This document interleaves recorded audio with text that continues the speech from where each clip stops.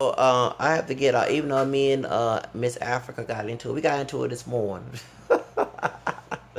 The African sister from Equatorial Guinea. Okay.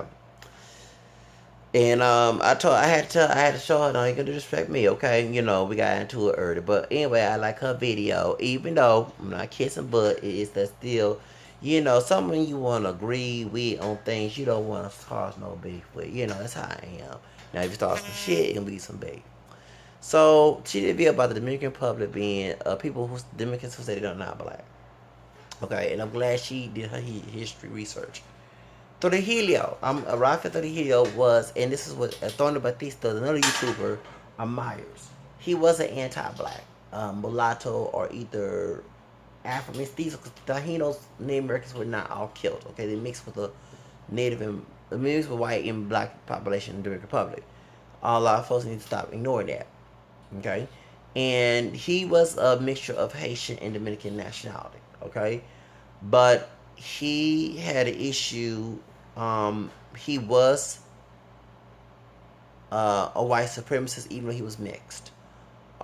He did put white instead of mulatto on his application. He did put fair makeup on, you know, to lighten his skin. And he was trying to whiten the Dominican public.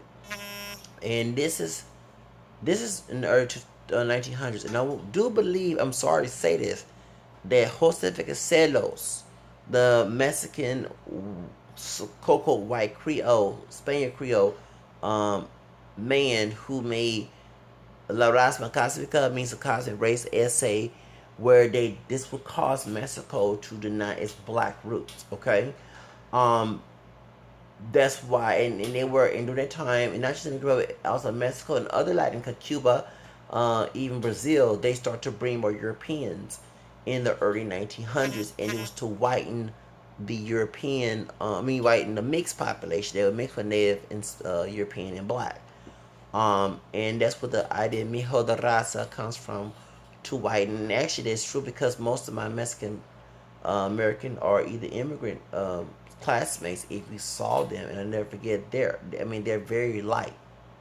When I graduated in '98, you had some darker ones, you had some close to my color, but it was very like high yellow, fair complected Mexican Americans, or either Mexican.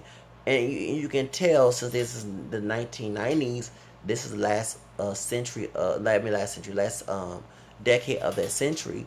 That's why. But that's true when you go to their grandparents, the grandmother or the grandfather, they're darker. And this is a time when in Latin America there was no one drop rule. No one, like, and as people said that I've heard, if you have one drop of Spaniard blood, you were considered white, even if you didn't look it. I heard about that, but I'm not sure about that. But I know that in Latin America, Dominicans, even the ones that look black, and I said look because the genetics are not pure black. They can be darker than me and still, like my Negra, she's not a pure black woman, she's mixed, okay? Genetically, look at her mom. Dad's dark, not he probably got some people like him, his family.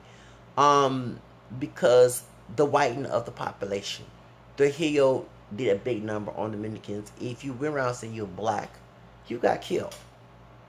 So the reason why saying people saying you black, why you don't want to be black? Okay, for saying people, hush. We're not pure black. The reason why we were told that we're pure black, because Massa wanted more slaves. That's why we're coming different shades, hair texture. That's why we have issues of colorism. You wouldn't, if you were pure black, you would not have a higher Chris Brown talking about, I need a girl, a black bitch with nice hair, okay? And I see the word black bitch was offensive as well, but he would be saying it, okay? Talking about you're close to your sense of hair, okay? You wouldn't have that if we were all pure black, okay? We're not. We come different shades, hair texture in our own families. We have grandparents lighter than us, darker than us.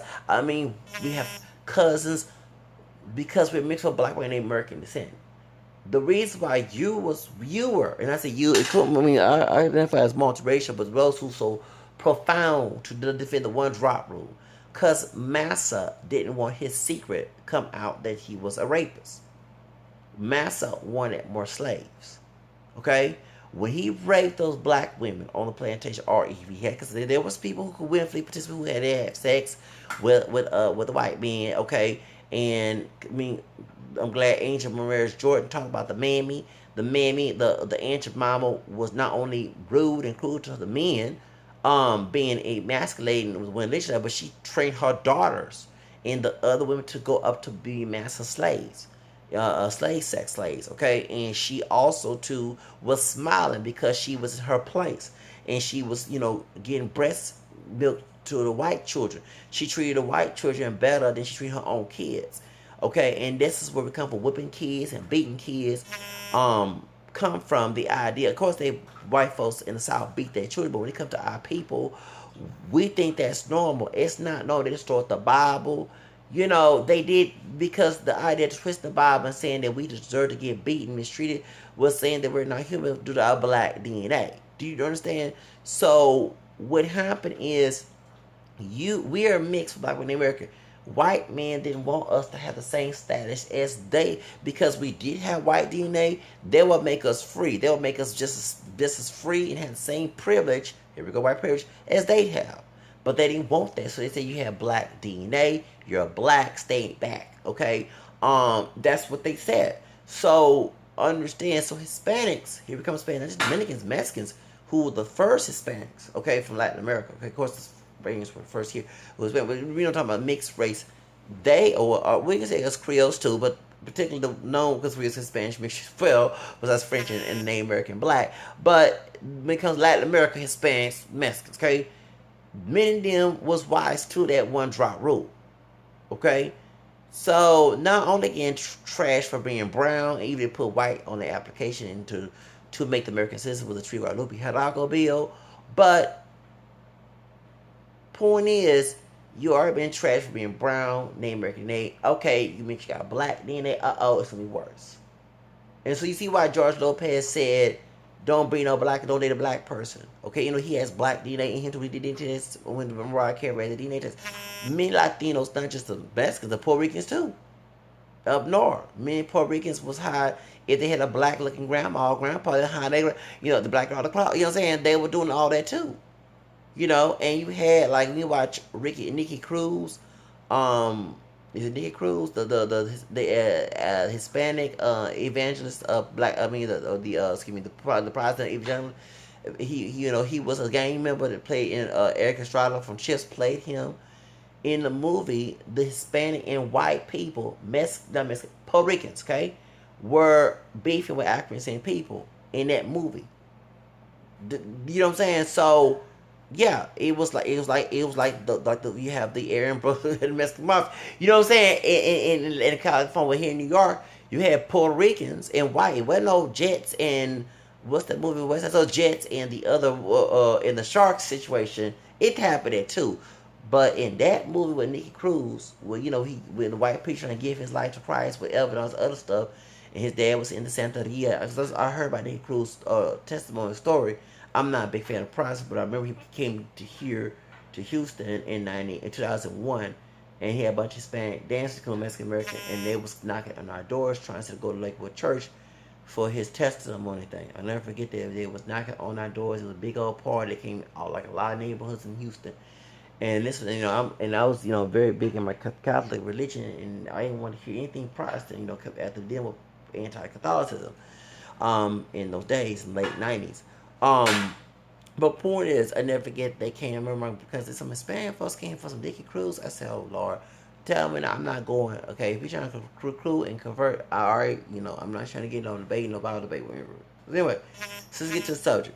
So, point is, in that video about that movie by Nikki Cruz's story, probably by Eric Estrada, the black dude, the Afro-Mestizo was saying, yeah, the white people, they're referring not only to white people, but the Hispanic, Puerto Rican as well. Okay, they doing this to us because the white preacher was trying to get both of them together. Okay, I'll never forget to watch that movie. So, anyway, and so point is that you had Puerto Ricans who were on, who were trying to go with white, and that's very true. You had people. And it's, the reason why New York is different because it's mostly liberal, But even with Robert Ortiz, when he was in that lift, with a dark skinned Jamaican guy, he was calling all type of niggas and saying Black Lives Fuck, Black Lives Matter, all lives matter. I vote for Trump. You know, he wasn't Mexican American, he was no Chicano from East LA somewhere. You know what I'm saying? He was Puerto Rican. And so understand that they were classified as white. And so some of the Hispanics um just copycat what the white race people did to them and what they saw them doing to African people to you know what I'm saying? And what Rosa Perez, who's Puerto Rican, said on the View by Rada Villota, who's Venezuelan, okay, saying that how Hispanics, some Hispanics do not want to be associated with black people because, you know what I'm saying, category. And that's true. When you see the comments on African person here in Houston, you have Mexican Americans here on Facebook saying they do nothing and making mocking Black Lives Matter, but it's not just Mexicans. I've seen Puerto Ricans who moved here from New York. You know, yeah, you know, and for real, and you lazy and this that, and you know what I'm saying. So when it comes to Dominicans, when they came here in the 70s, I believe, they start to hear about the one drop rule, even though it was and they like, we're not associating with y'all, and I kind of agree with that. Let me explain why. Us African American people need to stop letting white people decide for us. I'm getting very fucking sorry, cuss here, tired about that. White people are not God. I'm getting very tired. You bully people, some like me, who go against, who have guts to go against a master ideology. And it's no different than slaves. When the slave was trying to get away from master, he was not only seeing other white people, he was seeing his slaves, dark and light, who was willing participants to defend his rhetoric. Okay, and they'll be violent and beaten. And every time I hear about the Layshia Islam getting money from H.L. Hunt, when Michael X revealed, or when Marcus Garvey had a meeting with Ku Klux Klan, you know, back in June 25th, 1922 in Atlanta, Georgia, and you know, W. Du Bois saying that Marcus Garvey was no good. I'm sorry, y'all, they act like bullies. That's not no love. I mean, we've been taught that love is abuse. That's why Ike Turner was beating Tina. That's why Joe Jackson beat his kids. That's why the boy's white daddy was getting away with beating the mama. And come on now, and the children. Let's be real, raping as well. You know, that's why Toya Brown beat her son. Every little violent act, y'all think that's justified, and that was from our white ancestor telling us that we have unhuman black DNA, 3/5 of a man.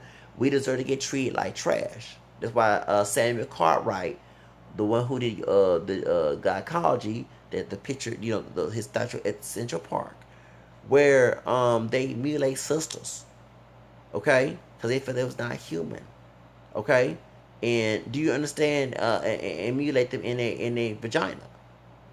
Do you understand? So we believe that beating somebody, getting violent, that's why we have African people fight, killing each other. Okay, homicide. Okay, having homicide.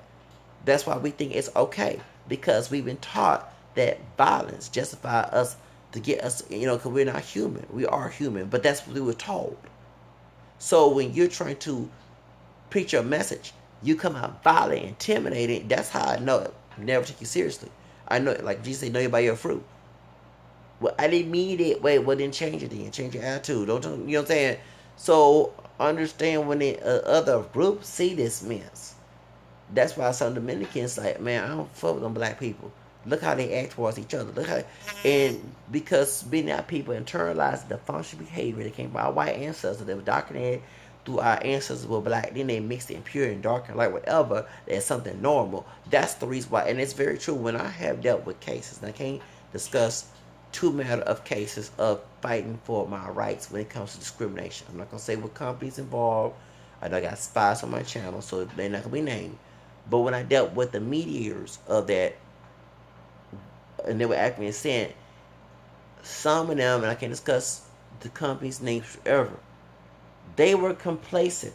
Like, you fight against discrimination, but you think that's normal to treat a person accent, you know, and then some, you know, didn't like the fact identify as mixed or whatever. I didn't give a damn, okay? However, they even think that was normal to berate and yell. And like, how do you fight in these cases if you part of discrimination suits And these people, Hispanics, white, even our own, doing it, you think it's normal. And you have to go back to their childhood, their parents, and I'm sorry to say it was Mammy and Pappy, Savage Man Pappy, this order. Thought that was normal back in Jim Crow days or whatever. Okay? So when other races see that mess and other groups see that mess, they say, we don't want to fuck with them people. They think that's normal to be dehumanized. And that's the truth. It's the truth. So you think that with white men justify your identity when we actually genetically we were black, white, Native American by telling Dominicans who was terrorized, just like they was you terrorized for saying you're not terrorized for saying you're black. Okay, terrorized to say you're black. Okay, so I said terrorized that they was terrorized saying not to mention any black in them at all. Okay, by Trujillo.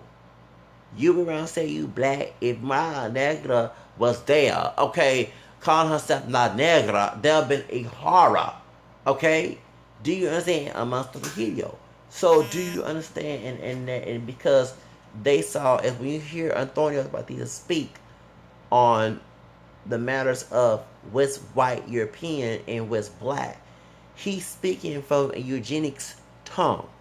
The reason why the monkey situation and the first monkey being coming from humans, which is a lie, that came from Charles Darwin, the founder of eugenics. Okay, was his cousin.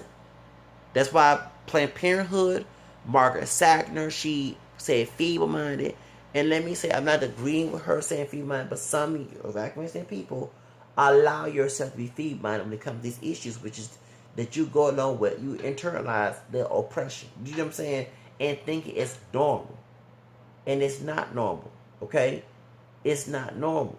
So, I'm not the coon here. Someone called me a coon when I was bashing Thomas and Diamond Silk. No, brother, you no different than Diamond Silk, because you think that by me not going on with the internalized anti-black rhetoric that you think is normal, it's me not going along. It's cooning. No, it's actually when you internalize it, it's cooning. Thank you, because you're going on with oppression. We are black, white, and American people. Okay, that's our DNA. That's our heritage. I don't care. We need to stop hanging with people within our own community and outside who don't agree with that truth. And to tell Dominicans that they're pure black, you don't know what they went through with Trujillo. Trujillo was a monster, okay? And he documented them that white was better and black was not, okay? When actually, if he was a true leader, he would say all the colors in the heritage, the black, the native, the white, is beautiful. Do you understand? And I believe that he was influenced by that Mexican so-called. Because when I look at Jose Vasconcelos' picture, he don't look like a pure white man. He light, he very pale, but he don't look like a pure. Like he just had that caste system. Probably told the family he was white enough because they add more white people in the family. You know what I'm saying? Well, you know, and less in the called the caste system, less than the so-called less than the native and black DNA. And, you know, before but no, I guess he had issues with his own self. I mean, you notice when it comes to Marcus Garvey, him being dark skinned and mixed with Irish from Jamaica, and Trujillo and what's the name, Jose Vasconcelos, they had issues within their own selves. They didn't like being dark skinned, or they didn't like their white heritage being dark skinned. They didn't like not looking too white when mixed DNA. Do you know what I'm saying? I'm calling it like it is. So when it comes to Trujillo, that's why me and Dominicans say they're not black. They was terrified. They was almost killed. Just like those here in the United States, you go around saying you mix. You got terrorized from white men, but with your enemy, your community, who was darker than everybody, was a white racist man. Okay, who was the infiltrators, the pit bulls of white supremacy. Okay, the black naturalists will support my what's playing. Because let me go ahead, I'm going to say it as blunt as I can be. If you ain't going to be a nigger in the house, ain't going to be a nigger in the field, go back to Africa. That's exactly what we're saying, okay? And we're not niggers, okay? We're not niggers or niggas, okay? Anybody say that nigga, they show a slave cool in the head, okay? I'm just saying, when it comes to white race people, if you ain't gonna be the nigga in the house to field, go back to Africa. You ain't gonna shit on American Pie Dream, okay? That's exactly what they were saying. So when it was Marcus talking about back to Africa, never you know some people didn't go back to Africa. They were people taking their money. MW, the boys want y'all asses to not listen to that man. W, the boys Warned y'all asses, but y'all still didn't do nothing and not thinking for yourselves. Even in Malaya Davis' case, they started bringing up the Cornell X was a fraud. We been told your ass that. By show, I did. I said it's Rebecca the same thing with Marcus Garvey, just like Dr. Umar Johnson. When that school gonna get billed? They take all that money and living in a nice white neighborhood while you in the hood on Section 8 and getting food stamps. I mean, yeah, I get, I'm on, but guess what? I know the game. Y'all still hooked up to the game. Just like the old butt dancing preachers. Some of these preachers, not all, who just tell you not that their faith without works is good. When the Bible say faith without works is dead in James chapter 2, 24, 26, while y'all not working. You ain't trying to start your own bitch. Just sitting here just waiting for something to happen to you. And not going out and get it, okay? It's the truth. It's the truth. And then you give your money, if you do work, you give your hard work money to that preacher on Sunday morning. And he live in a nice home and got God and everything. Your behind, listen to false teaching and false interpretations from the Bible. Your behind still struggling in the ghetto, being limited by this man. For real. It's the truth, okay? They know, them folks know the con game, to keep you poor. And tell you a poor man's mindset. Ain't gonna tell no wealthy man a winning mindset. Ain't gonna try to inspire you to get out the ghetto. He wants you to be in the ghetto, be poor, and give you all that money while you living good, while you living roaches out in drive-by shootings, and people being roaches trying to take money from you, or steal money, or begging you for money, ain't trying to I'm gonna get some food, acting like Felicia from Fridays, trying to get some crack. Yeah, okay, I'm being real, y'all. Shoes. And you talking about I need some food? No, you trying to get some menthol cigarettes, dude. Trying to get thank you. You trying to get some kush? You ain't trying to get no damn food, man. Get your ass away from me on that line. Time I need to get food. I want to watch some TV. I need to watch the Rockets. It ain't no damn basketball season, dude. Sit your ass down. About to be football season. Shoot. What you gonna do with that TV? Gonna set it for a rock? Gonna set it for some kush? Please sit down. Shoot, and I bet you use that crack money to go get to the preacher. The preacher probably shoot. And so they preaching that crack game too. Talking about get out that cocaine, get out the chrome. Don't you see what drugs are doing to you? Okay, you know what I'm saying? And that's a good gospel song, but they probably involved in that crack too. Let's be real. Selling crack too. If you see some drug dealers ain't changing, when they go into that preacher house and you see them in some, thank you. Oh, I'm just here ministering. Please, shows. I never get my grandfather talk about the preacher, his friend from Waterfront. I ain't gonna mention your names. And he said the friend told him that the preacher was visiting the wife. The preacher was butt naked with the wife and said, "I'm anointing your wife for oil." My grandfather, my late grandfather, my dad's side told me that story. So what that tells you, that's why he was agnostic. I'm not saying being agnostic is good. You got to believe in something. But I'm just saying, that's why he was agnostic. He saw so many hypocrites in church. Okay? And, yeah. So, do you understand? So, y'all give me, it's no, the money for church is good.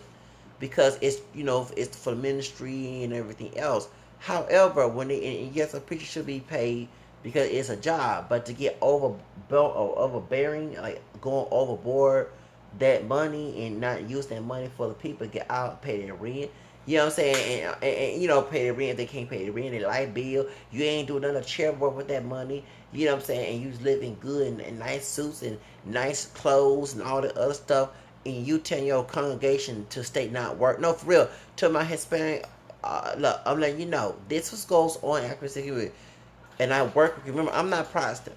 Okay, because I believe, because even people say, why are you, you go look for a job and stuff, and I was looking, because the Bible says faith our works is dead. That's part of my faith. Okay, when I was Protestant, I didn't believe in that, but when I was Catholic and started to believe my faith in the, I started to believe that our works is dead. And I remember arguing with relatives.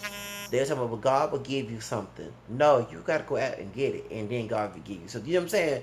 So when the Bible says faith our works is dead in James chapter 2, because white man Luther told the Protestants in the Reformation that faith is by believe, not by, you know what I'm saying, and you don't work to get your faith. That's untrue. Okay.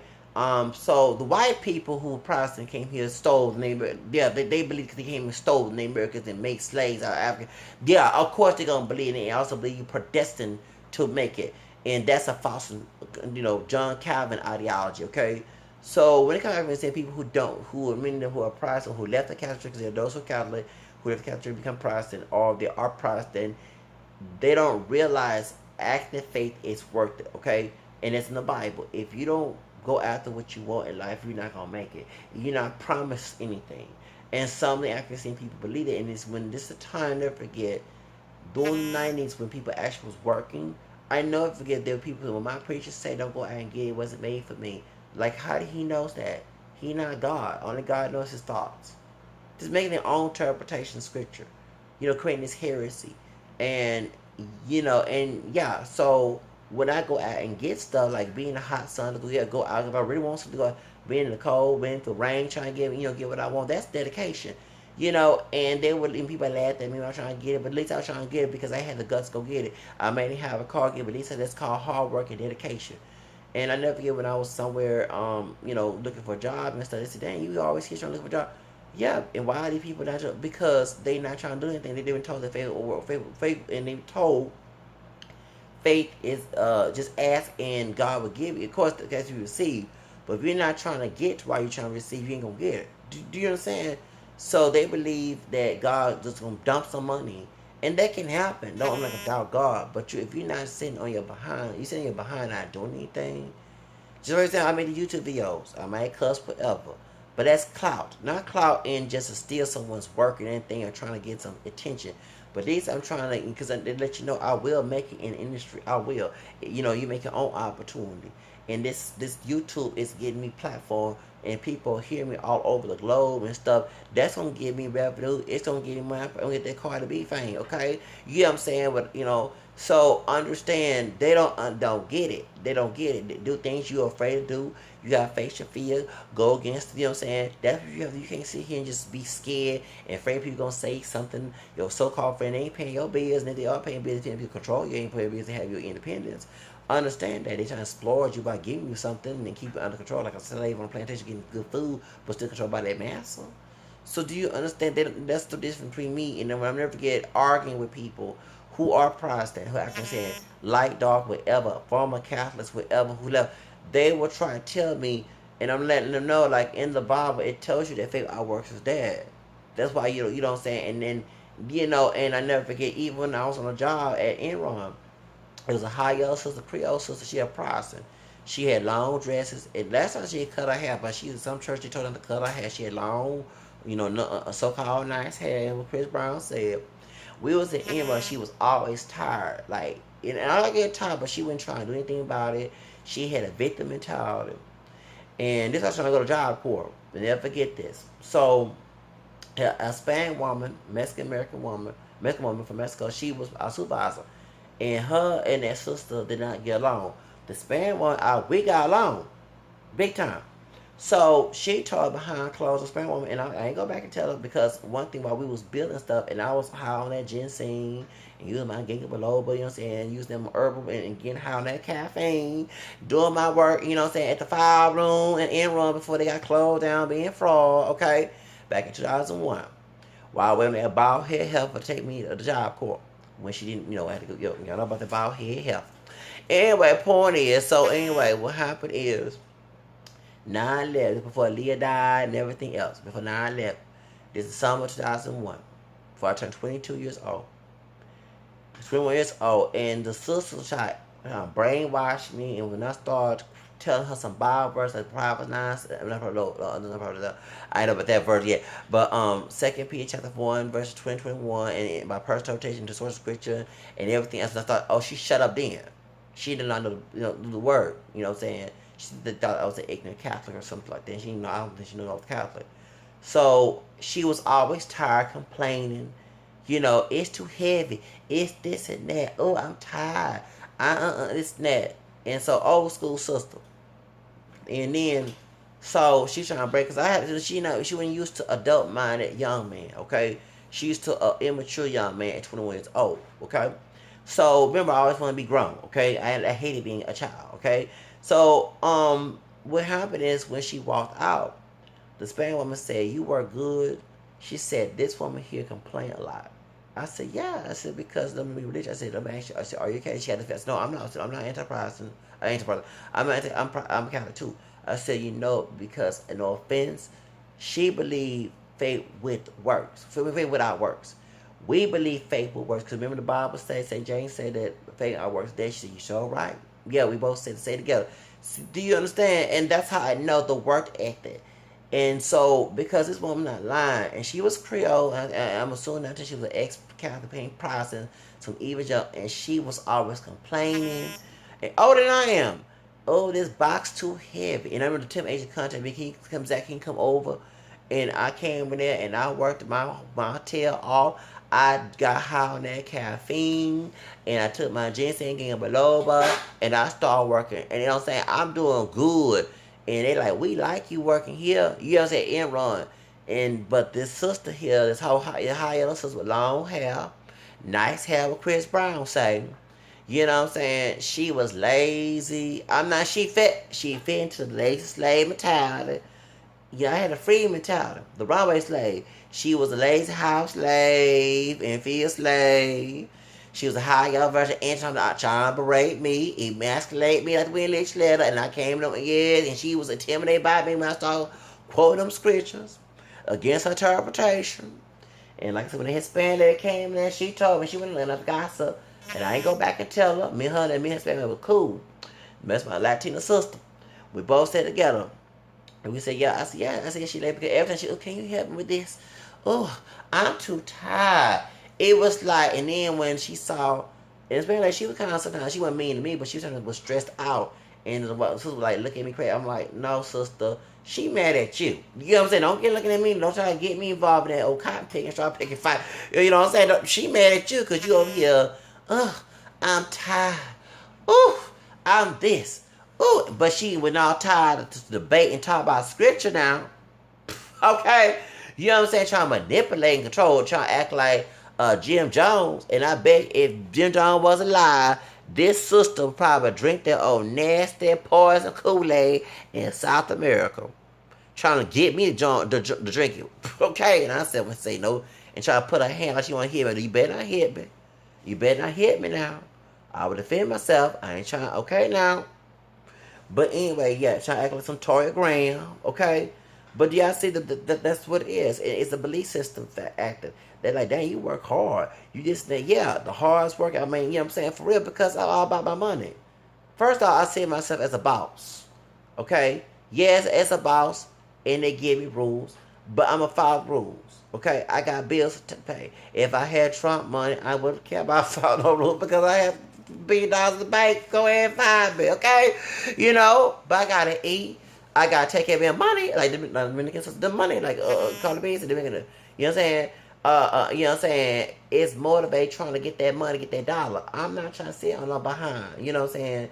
And you have to understand that's the reason why, and it's very true. Like I said, when I went back to taking medication, them doctors did put me on medication to make me lazy. Ain't no joke. It dumb me down, okay? So, but when I'm off the medication, I'm hard working. I'm getting things done. And people, you know what I'm saying, and no, and I mean, and that's why I started going to MHRA here in Houston, Harris County, because I saw that when I was on medication, okay, I wasn't hard working. I was late, you know what I'm saying, I would oversleep. But when I'm off medication, I was prompt. And I think that even my white doctor, my last doctor, that I stopped when I'm talking so fast. Yeah, talking so fast, talking touch. You thought I was talking ghetto and ebonics and living low. You know what I'm saying? Trying to stereotype me. You don't put me on hoodoo medication to get me at low. You living good and I'm living poor. No, you know what I'm saying? I'm being real with you. And trying to be nice about it, be slick about it. For real. So understand that's the difference. See, I've been off of medication for a long period of time. See how I'm able to communicate well when I was on medication. It was work. Did y'all get my point? They try to put, see the Dr. Jolie West. Remember down there the violence was acting saying mean and Spanish mean, most Mexican was taking them doggone drugs to make them more violent or at the coming on them abusive family homes. During the crack epidemic, that's why they was doing gangs and drugs and shooting. And Dr. Joe put them Medicaid. That's the same Dr. Joe was who work at UCLA making that crack. Big time to make that noise. Crack. Come on now, crack. Come on now. Crack was not made in the hood, made in UCLA. Anybody in LA can verify that? Thank you. Hello. I had to go there. See, thank you. Anyway, y'all, bye-bye. Have a nice night.